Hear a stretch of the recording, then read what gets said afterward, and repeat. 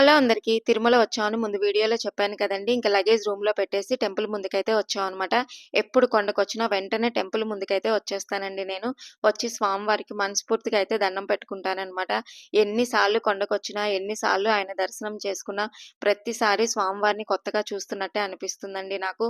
దర్శనమై బయటికి రాగానే మళ్ళీ స్వామి రూపం మర్చిపోతాను నేను. మళ్ళీ దర్శనానికి వెళ్ళాలనైతే అనిపిస్తుందనమాట.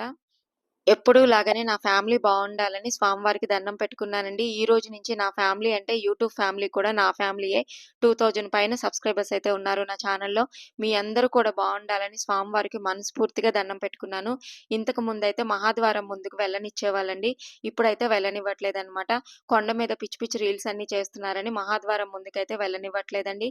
కొండ మీద గర్భగుడిలోనే కాదండి, అణువణువున స్వామివారైతే ఉంటారనమాట.